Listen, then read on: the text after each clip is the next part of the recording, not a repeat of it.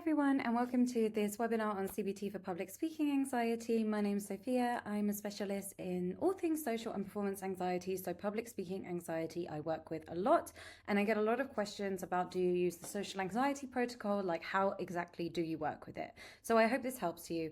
And please know this is not a formal CPD. This is just my experience, things I've learned from working with this a lot. So please take what you think is helpful and ignore or critique anything you think isn't. So first of all, thinking about social and performance anxiety, where are the overlaps? What is the difference? So fundamentally, when we're thinking about social anxiety, we are thinking about a persistent fear of judgment. And you can also break this into two areas: interpersonal situations and performance situations. So interpersonal situations are more about acceptance. It's going to the party and not saying anything because you worry you'll come across weird or awkward and therefore won't be accepted. That kind of thing. It's a lot about belonging and acceptance.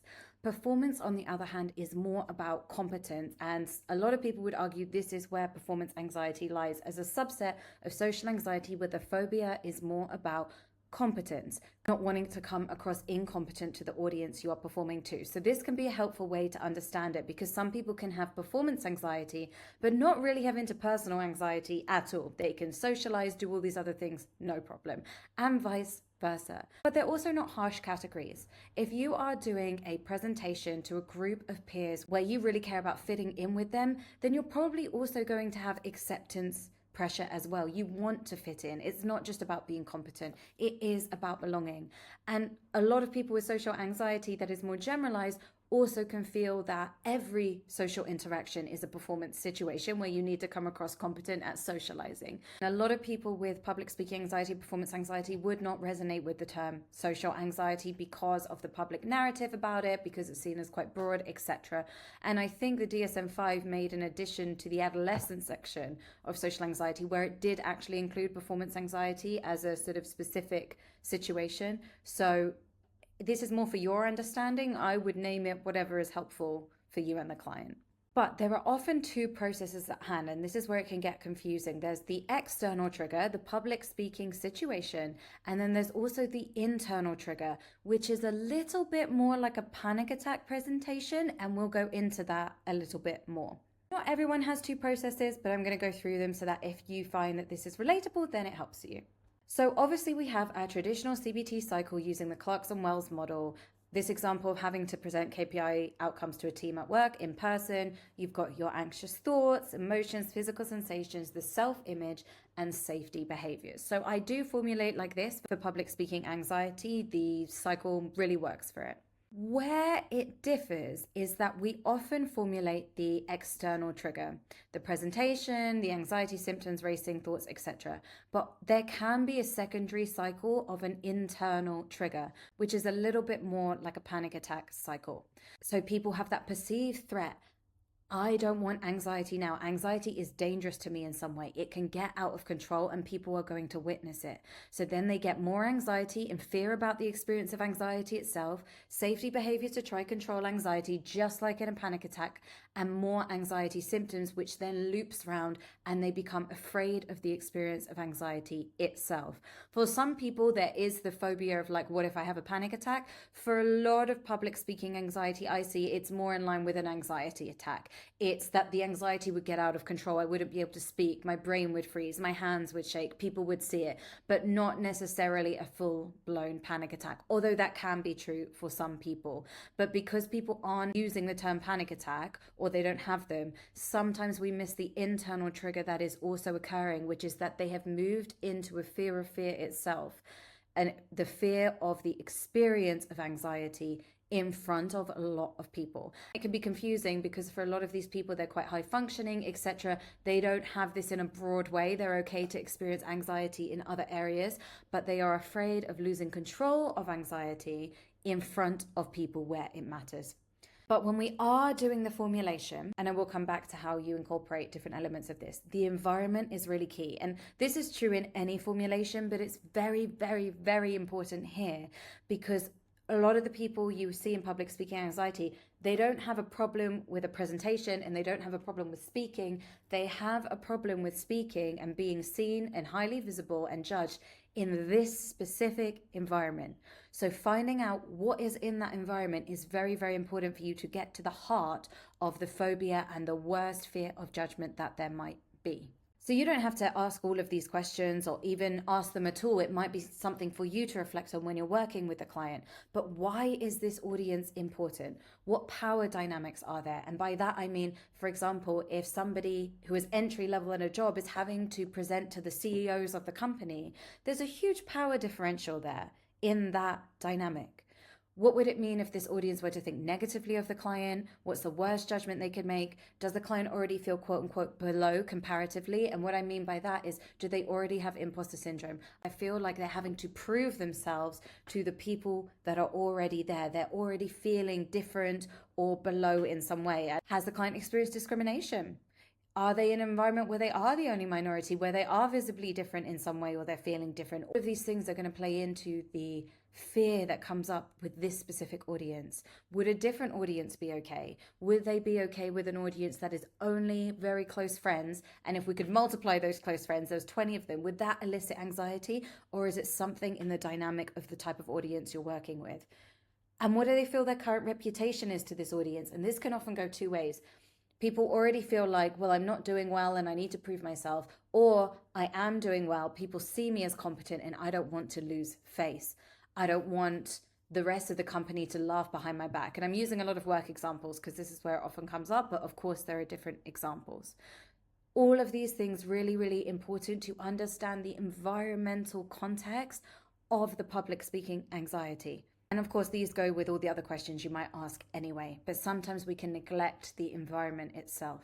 So just some examples of how you might see it differently come up. So I don't want to have anxiety in front of them all, because if they notice it, they'll see my hand shaking. And the problem with that is they'll think I'm incompetent. And the meaning, if that audience thought that, well, it makes it true, because what people think impacts my appraisal and work opportunities. So there's a really high, this person has experienced a really high consequential element. If this doesn't go well, I will not get opportunity. My appraisal will be bad. I'll lose income. They might be supporting a family. There is a lot of meaning attached to these situations. Another one, I don't want to have anxiety in front of them all. They'll see my hand shaking. They'll think I'm incompetent. So same sort of meaning. But what would that mean? Well, they think I don't belong here, that I somehow scammed my way in, that I'm an imposter. So this is more along that sort of acceptance element. People thinking they don't belong in the room that they're in. And the incompetence shows that. So the incompetence can have very different meanings depending on what's underneath it. And a different one, this is more about a wedding speech. I don't want to have anxiety and freeze because it's my son's whole family and friends. They'll cringe in awkwardness. The whole room will go silent. And how would that feel for you? Well, I'd be humiliated. And I think some people would also be inclined to downward arrow more here. What does that mean if you would be humiliated? But I do think humiliation is something we are absolutely wired to avoid. Sometimes there's no more meaning needed. Who wants to be humiliated? That is something we do not want. So you're really working with a fear of humiliation in this kind of environment here. And maybe by default feeling like they're humiliating their son. So how do we formulate then? So as I said, I would still use the social anxiety cycle, and I would add on elements for the internal fear of fear element if needed. I would also add on an anticipatory cycle versus in the moment. So just the thoughts before the public speaking and the thoughts during, and maybe even the thoughts after if you need, because at each stage the anticipatory anxiety can be quite different to the in the moment anxiety. The anticipatory being what if this, what if that, all the safety behaviors. The in the moment thing, they are thinking this, I am coming across this way, etc. This loop is how I'm understanding it in my own head. I may not do this with the client because it's overly complicated. You could do if you find it useful, but this is sort of a transdiagnostic infinity loop formulation. Sorry, the square on my head is really annoying me. Okay, there. So on the left, we've basically got the social anxiety loop. Social situation, fear of judgment, self-focused attention, safety behaviors, fear of negative evaluation, looping. What we've got on the right is more of panic attack-ish formulation. And I've said ish because sometimes it's not fear of panic attack. It's just fear of losing control of anxiety and that being visible, but not necessarily a panic attack.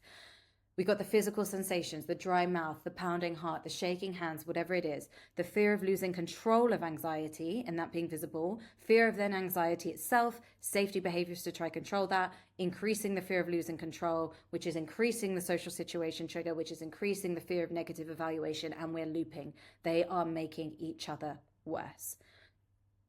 Just helps you to understand, I think, sometimes when people are presenting with what sounds like a mixed presentation of a performance-specific phobia with panic attack elements, it's normally because something like this is happening. Again, wouldn't necessarily draw this out with a client. I will put an example formulation underneath of how it might look, which is a much simpler social anxiety formulation, just with a little loop of fear on it. And of course, some people don't have fear of fear. It is just the social anxiety model, and that's also okay. So how do I actually work with it in treatment? So I do the normal fight, flight, freeze, psycho-ed, all of that stuff you would normally do.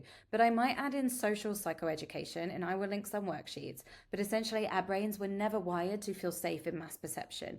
If we think about our caveman groups, we were not wired to stand up to an audience of people and put ourselves out for evaluation. It is normal to find this quite triggering. Humiliation also being something we are wired to avoid, and tribal and status elements if needed. So this can be really helpful, I think, just to reduce shame and embarrassment. What I mean by this is tribal elements. We are social creatures. We want to belong, and we want to belong to a tribe.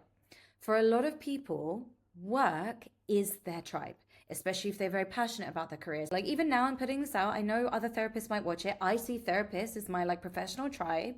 If everyone started commenting, this is ridiculous, who do you think you are, etc., I would be so embarrassed because I would really feel like my tribe has turned against me. And status elements. So this is coming a little bit more from social rank theory, which I'll also link below, but that as humans, we are kind of wired to see hierarchy, even when it's not needed. And if we are in an environment that is already hierarchical, like work has a hierarchy, or a wedding speech, father of the bride, for example, is we might say a high status role in a wedding. There's a lot of pressure that comes with status, and either feeling low in status in the moment or high in status in the moment, and how that then impacts how we see ourselves. And if we are, let's say, quite high status in a company and we were to mess up a presentation, it can feel like our status in the company would be challenged. And that can be a very visceral feeling. On the flip side, we have a lower status in the company, we're less visible, our job role is below people, whatever, but we're really feeling low status as a result in a felt sense, then that puts a lot of pressure. I can't get this wrong because I don't want to have a status threat. And of course, you need to take in very real elements here that some environments are discriminatory. Some people are purposefully trying to make your client feel low status because they might be challenging their job role, whatever it is. All of these things are really important. So the stooge, this is something people ask a lot. Do I do a stooge as part of the Clark and Wells protocol in social anxiety if presentation, public speaking anxiety is the only problem? Now, obviously, this is a question for supervision, but my general working is if it's the only problem, really the only problem, there are no safety behaviors in anything else that they would practice, they would be doing external focus in anything else. And often I have a lot of people come in because I work privately, I want to do 6 sessions. The thing is this day. Can we work with it as much as we can? I'm not going to waste time doing a one-on-one stooge if I know we're only going to do 6 sessions. So there's loads of things that come into this. But generally, if it is really the only problem, I do the stooge as a presentation or appropriate public speaking trigger. First, you need to discuss, obviously, in supervision, what's going to be best for your client and the time you have, the resources, etc. Now, if you've got somebody like I was talking about who basically has the fear of anxiety itself, I've put panic attack work, but no, I'm talking a lot about anxiety attacks and fear of anxiety.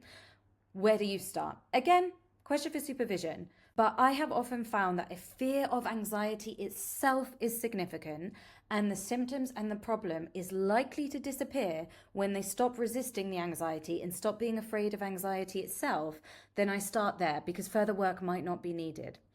A question to kind of think about is if the client didn't have physical symptoms that they were afraid of, would this be an issue? And for a lot of people, not all, but if they're well, if I could just have the dry mouth but not react to it and eventually it went away, yeah, I would have no problem public speaking. Then I'm really going to do more fear of anxiety-based work than I am social and performance anxiety-based work to start with. Of course, we're still going to need to do the exposure because we're going to need to trigger the symptoms, but it's very much about how they're reacting to the symptoms in the moment. And I've had many, many clients who start speaking, have brain freeze, panic about the brain freeze, then get a dry mouth, then their heart starts pounding, then they're panicking about the heart pounding, then they worry they're losing control. But if they were able to have the brain freeze and know, okay, this is just a symptom of anxiety, it will pass if I don't react, I don't need to do anything about it, just basically let panic attack work essentially. The brain freeze ends, they don't have an escalation in symptoms. That has sometimes been enough work. So this is where it really gets into what's really happening for your client and what's going to make the most change. And of course, for some people, I do a mix of both. And in both situations, you are doing exposure and experiments anyway. So safety behavior work, that's all the same, identifying and experimenting with the safety behaviors they have identified, but the biggest challenge is obviously opportunity. Many people don't have regular opportunity to experiment. They've got a presentation coming up in 6 weeks, but nothing before then. They've got a wedding speech coming up, but nothing before then. It's all about it's coming in the future, but it might not be regular. So this is where we have to get really, really creative. VR options can be helpful, like Overcome is a VR app they can use on their phone with you as a therapist. Pushing the wall experiments in public locations, just because it might trigger the public perception element of it and fear of coming across weird or something like that. If it's a fear of coming across incompetent, sometimes we've done pushing the wall experiments where we get on the train in a location where we know everybody is going to be a professional. And so there's that judgment coming up of this is, even though it's a train, fundamentally it's a professional environment because that's who's in it. And we're doing pushing the wall experiments there. Experiments on the worst fear, even in non-public speaking environments, taking on extra tasks for opportunity.